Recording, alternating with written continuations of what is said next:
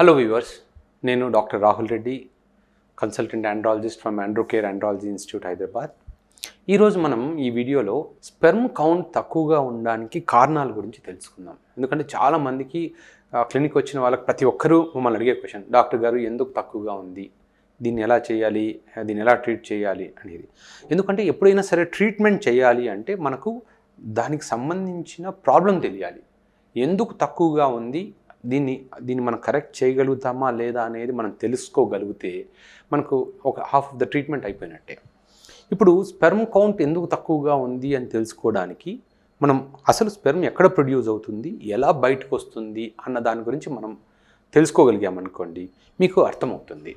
So first ఇప్పుడు ఈ figure చూస్తే ఇది టెస్టిస్ అంటే వృషణాలు అంటాం.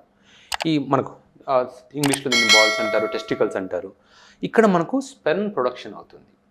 ఇక్కడ ప్రొడ్యూస్ అయిన స్పెర్మ్ ఈ ట్యూబ్ ద్వారా బయటకు వస్తుంది. దీన్ని ఎపిడైడిమిస్ అంటాం. ఈ ఎపిడైడిమిస్ నుంచి ఈ రెండు టెస్టికల్స్ మనకు స్క్రోటంలో ఉంటాయి, మన కింద స్క్రోటల్ శాక్లో ఉంటాయి. ఇక్కడ ప్రొడ్యూస్ అయిన స్పెర్మ్ ఈ ట్యూబ్ ద్వారా వెళ్ళి ఇది ఎపిడైడిమిస్ అంటాము. ఈ ఎపిడైడిమిస్ ఇంపార్టెన్స్ ఏంటంటే మనకు స్పెర్మ్ మెచ్యురేషన్ అనేది, అంటే స్పెర్మ్ ఎక్కడైతే స్పెర్మ్స్ ఇక్కడ టెస్టిస్లో ప్రొడ్యూస్ అవుతాయో వాటిల్లో మోటిలిటీ ఉండదు. ఎప్పుడైతే ఇది ఈ ఎపిడైడిమిస్ నుంచి పాస్ అవుతాయో ఇక్కడ నుంచి ఎంటర్ అయ్యి ఇక్కడ బయటకు వచ్చినప్పుడు ఇక్కడే మోటిలిటీ వస్తుంది. సో అందుకని టెస్టిస్లో ఉన్న స్పెర్మ్స్కి జనరల్గా మోటిలిటీ ఉండదు, ఓన్లీ ఇక్కడ ఉన్నప్పుడు మాత్రమే మోటిలిటీ వస్తుంది. సో ఇక్కడ నుంచి ఇది స్పెర్మ్ ట్యూబ్ అంటాం, ఇది వ్యాస్ డిఫరెన్స్ అంటాం. అంటే నార్మల్గా మనకు పిల్లలు వద్దు అని వ్యాసెక్టమీ ఆపరేషన్ చేస్తాం కదా, అప్పుడు ఈ ట్యూబ్ని జనరల్గా కట్ చేస్తాం. సో ఈ ట్యూబ్ ద్వారా ఈ స్పెర్మ్స్ వెళ్ళి ఇక్కడ దీన్ని సెమినల్ వెసికల్ అంటాం. ఇక్కడ దీన్ని సీమెన్ రిజర్వాయర్ అని చెప్తాం.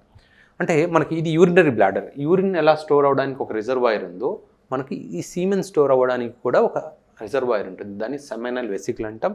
సో ఇక్కడ నుంచి వెళ్ళిన స్పెర్మ్స్ ఇక్కడ స్టోర్ అవుతాయి. ఇక్కడ స్టోర్ అయ్యి ఎప్పుడైతే మనకు దీన్ని ప్రాస్టేట్ గ్రంథి అంటాం. ఇక్కడ ఈ యూరిన్ బ్లాడర్కి కింద ఉన్నదాన్ని ప్రాస్టేట్ గ్రంథి అంటాం. ఇది యూరిన్ పైప్, ఇది బయటకు వచ్చే యూరిన్ పైప్ ఇది.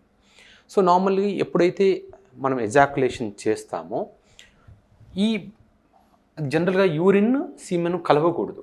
అప్పుడు ఏమవుతుంది, మనం ఎజాకులేషన్ చేసే టైంలో ఇక్కడ ఉన్న ప్రాస్టేట్ గ్రంథి ఏం చేస్తుంది, దాన్ని బ్లాక్ చేస్తుంది. సో యూరిన్ ఇక్కడ బ్లాక్ అయిపోతుంది, ఓన్లీ సీమెన్ ఈ ట్యూబ్ ద్వారా ఎంటర్ అయ్యి మనకు పెనిస్ ద్వారా బయటకు వస్తుంది.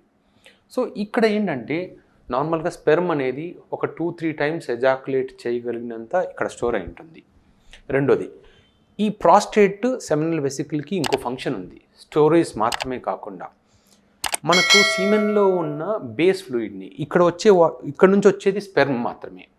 ఇక్కడ ఉన్నది బేస్ ఫ్లూయిడ్, అంటే మనకు ఒక సిరప్ తీసుకున్నాం అనుకోండి, ఆ సిరప్లో మందు ఉంటుంది, ఒక బేస్ ఫ్లూయిడ్ ఉంటుంది. ఆ బేస్ ఫ్లూయిడ్ ఏంటంటే ఆ మందు కలపడానికి కానీ ఒక ఫ్లేవర్కి కానీ మనకు జనరల్గా ఒక బేస్ ఫ్లూయిడ్ ఇస్తారు. అలా మనకు సీమెన్లో కనిపించే వైట్ కలర్ ఫ్లూయిడ్ అనేది అది ఇక్కడ ప్రొడ్యూస్ అవుతుంది, ఈ రెండు ప్లేసెస్లో ప్రొడ్యూస్ అవుతుంది. అండ్ ఈ స్పెర్మ్ ముందుకు వెళ్ళడానికి, ఆ స్పెర్మ్ కరగడానికి, ఇంత లిక్విఫాక్షన్ గురించి మనం మాట్లాడుకున్నాం, లిక్విఫై అవ్వడానికి కావాల్సిన ఎంజైమ్స్ అన్నీ ఇక్కడ నుంచి రిలీజ్ అవుతాయి. సో ఇది నార్మల్ సిస్టమ్. ఈ సిస్టంలో ఎక్కడ ప్రాబ్లం వచ్చినా మనకు స్పెర్మ్ కౌంట్ తగ్గుతుంది. సో అంటే ఇప్పుడు ఈ టెస్టిస్ ఉందనుకోండి, ఈ టెస్టిస్లో ప్రొడక్షన్ లేదనుకోండి, అంటే అది జెనెటిక్గా రీజన్ అయి ఉండొచ్చు, ఏదైనా ఇంజురీ వల్ల అయి ఉండొచ్చు. ఈ టెస్టిక్యులర్ టిష్యూ డ్యామేజ్ అయినప్పుడు మనం గుర్తుపెట్టుకోవాల్సింది ఏంటంటే, ఒక్కసారి టెస్టిక్యులర్ టిష్యూ డ్యామేజ్ అయితే దాన్ని మనం మళ్ళీ నార్మల్ చేయలేము.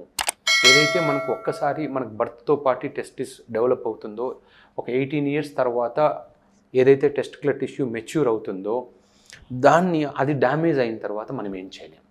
సో అందుకని మనం ఏదైనా సరే డ్యామేజ్ అవ్వకుండానే మనం చూసుకోవాలి, కానీ ఒకసారి ఇక్కడ కంప్లీట్గా డ్యామేజ్ అయిన తర్వాత అది రీప్రొడ్యూస్ చేయలేము. సో సీమెన్ కౌంట్ తక్కువగా ఉండడానికి రీజన్స్ ఏముండొచ్చు అంటే, ఇక్కడ అసలు ప్రొడక్షన్ లేకపోయినా, ప్రొడక్షన్ తక్కువగా ఉన్నా, లేదా ఈ ట్యూబ్లో ఎక్కడైనా బ్లాకేజ్ ఉన్నా, సపోజ్ ఇక్కడ బ్లాక్ వచ్చేసింది అనుకోండి, ఇది ఇన్ఫెక్షన్ వల్ల బ్లాక్ అయిపోయింది అనుకోండి, జనరల్గా అప్పుడు దాన్ని అజూస్పెర్మియా అంటాం, అంటే స్పెర్మ్ కౌంట్ 0 అయిపోతుంది. కొంతమందికి ఈ ట్యూబే ఉండదు, అంటే పుట్టుకతోనే కొంతమందికి కిడ్నీ లేకుండా పుడతారు, అంటే ఒక కిడ్నీతో పుట్టారని చాలామంది చెప్తుంటారు కదా, అలాగే కొంతమందికి టెస్టిస్ నార్మల్గా ఉంటుంది కానీ ఈ ట్యూబ్ కంప్లీట్గా ఫామ్ అవ్వదు, అది ఇట్స్ బర్త్ డిఫెక్ట్. సో వాళ్ళకు కూడా మనం ఏమి చేయలేం.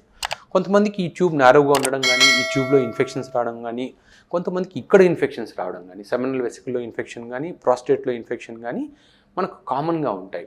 సో ఈ ఇన్ఫెక్షన్స్ వచ్చినప్పుడు జనరల్గా కౌంట్ ఇనిషియల్గా తగ్గిపోతుంది, స్లోగా ఈ ట్యూబ్ బ్లాక్ అయ్యే కొద్దీ. ఎందుకంటే ఒకసారి ఇట్లా ట్యూబ్ ఇలా ఉన్నప్పుడు నార్మల్గా హెల్తీగా ఉంటుంది. ఎప్పుడైతే ఇన్ఫెక్షన్ వచ్చి ఈ ట్యూబ్ క్లోజ్ అవుతూ వచ్చింది అనుకోండి, ఎప్పుడైతే ఇది కంప్లీట్గా క్లోజ్ అవుతుందో అప్పుడు మొత్తం జీరో అయిపోతుంది.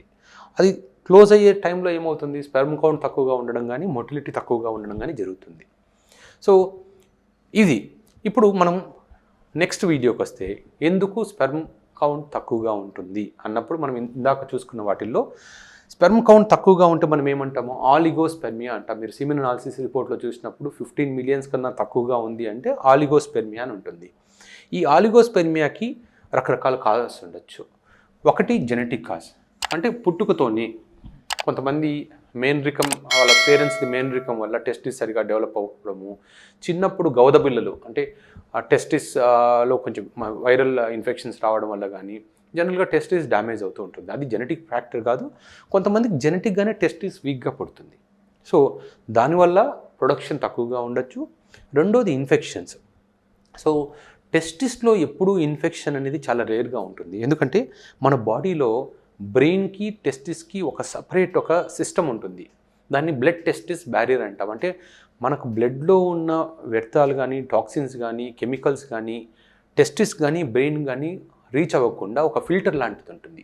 అంటే మనం హై డోస్ యాంటీబయాటిక్స్ తీసుకున్నా కూడా జనరల్గా అది రీచ్ అవ్వవు, వెంటనే అక్కడికి వెళ్ళకుండా ఆ బ్యారియర్ ప్రొటెక్ట్ చేస్తుంటుంది. సో కానీ ఎప్పుడైతే టెస్టిస్లోకి ఇన్ఫెక్షన్ వెళ్తుందో అప్పుడు చాలా సివియర్ ఎఫెక్ట్ ఉంటుంది. కానీ ఈ ఇన్ఫెక్షన్ అనేది ఎప్పుడైతే ఈ ట్యూబ్లో చాలా ఈజీగా వస్తుంది. అండ్ ఈ ఇన్ఫెక్షన్స్ అన్నీ చాలా వరకు ఎందుకంటే పెయిన్లెస్, అంటే మీకు తెలియకుండానే ఈ ఇన్ఫెక్షన్స్ వస్తాయి. చాలామంది డాక్టర్ గారు నాకు ఇన్ఫెక్షన్ వచ్చిందంటే నాకు ఎప్పుడు పెయిన్ లేదు డాక్టర్ గారు అని అంటారు. ఎందుకంటే ఇవన్నీ క్రానిక్ ఇన్ఫెక్షన్స్, మెల్లగా నొప్పి లేకుండా అక్కడ సెటిల్ అవుతాయి. సో దాని కారణాలు అనేది నేను సపరేట్గా వీడియోలో చెప్తాను. ఆ ఇన్ఫెక్షన్స్ ఎలా వస్తాయి అనేది నేను ఇంకో వీడియో చేస్తాను. ఈ ఇన్ఫెక్షన్స్ గురించి ఇంకో మాట చెప్పచ్చు. ఈ ఇన్ఫెక్షన్స్లో ఏమవుతుందంటే ఇన్ఫెక్షన్స్ ఎర్లీ స్టేజ్లో మొటిలిటీ తగ్గుతుంది, స్లోగా కౌంట్ తగ్గుతుంది. ఇన్ఫెక్షన్ సివియర్ అయినప్పుడు మొత్తం ట్యూబ్స్ బ్లాక్ అయితే మొత్తం స్పెర్మ్ కౌంట్ జీరో అయిపోతుంది. సో తర్వాత కాజ్ ఏంటంటే హార్మోనల్ ఇంబ్యాలెన్స్. మనకు బ్రెయిన్ నుంచి 3 హార్మోన్స్ రిలీజ్ అవుతాయి, FSH, LH, ప్రొలాక్టిన్ అని. టెస్టిస్లో ఒక హార్మోన్ ప్రొడ్యూస్ అవుతుంది, టెస్టోస్టిరాన్ అని. ఈ హార్మోన్స్ ఎక్కువ తక్కువైనా అంటే ఇంబ్యాలెన్స్ వచ్చినా, టెస్టోస్టిరాన్ డెఫిషియన్సీ ఉన్నా మనకు ప్రొడక్షన్ తగ్గిపోతుంది. మనం వాటిని బ్యాలెన్స్ చేయాల్సి ఉంటుంది. అలాగే థైరాయిడ్ హార్మోన్ ప్రాబ్లమ్స్ ఉన్నా, వైటమిన్ డి డెఫిషియన్సీ ఉన్నా కూడా మనకు ఈ ప్రొడక్షన్ అనేది, స్పెర్మ్ ప్రొడక్షన్ అనేది తగ్గిపోతుంది. తర్వాత లాస్ట్ది హీట్ అండ్ వారికోసిల్. అంటే మనకు కంటిన్యూస్గా కూర్చోవడం వల్ల, టెస్టిస్లో కదలకుండా కూర్చోవడం వల్ల కానీ, టైట్ అండర్వేర్స్ వేసుకోవడం వల్ల కానీ, లేదా హాట్ ఎన్విరాన్మెంట్స్లో పనిచేస్తున్నప్పుడు కానీ, మనం ల్యాప్టాప్స్ కానీ డైరెక్ట్గా అంటే ఎటువంటి సపోర్ట్ లేకుండా డైరెక్ట్గా ల్యాప్టాప్స్ మనం ల్యాప్ మీద పెట్టుకోవడం వల్ల కానీ, ఎప్పుడైతే హీట్ ఇంక్రీజ్ అవుతుందో స్పెర్మ్ ప్రొడక్షన్ తగ్గిపోతుంది.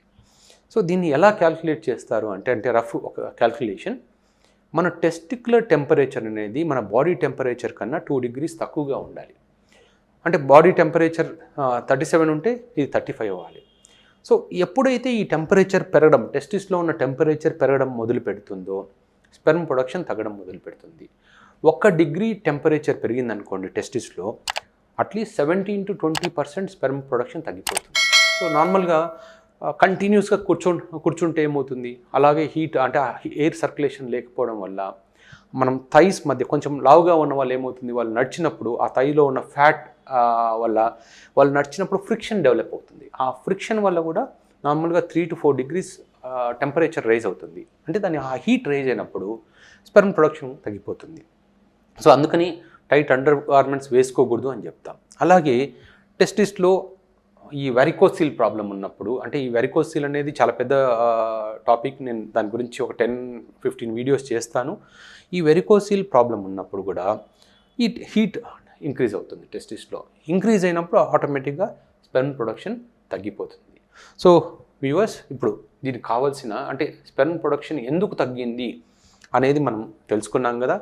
దీని గురించి ఇండివిజువల్గా మళ్ళీ జెనెటిక్ ప్రాబ్లమ్స్ అంటే ఎలాంటివి వస్తాయి, ఇన్ఫెక్షన్స్ ఎలాంటివి వస్తాయి, ఈ హార్మోనల్ ఇంబ్యాలెన్స్ ఎలా ఉంటుంది, వాటి మీద వీడియోస్ చేస్తూ వెళ్తాను. సబ్స్క్రైబ్ చేసుకొని చూస్తూ ఉండండి. వీటన్నిటి మీద నేను వీడియోస్ చేస్తూ వెళ్తాను. సో ఇంకా ఏదైనా మీకు డౌట్స్ ఉంటే ఈ కామెంట్ సెక్షన్లో మమ్మల్ని అడగండి. వాటికి సంబంధించిన వీడియోస్ కూడా చేస్తాను.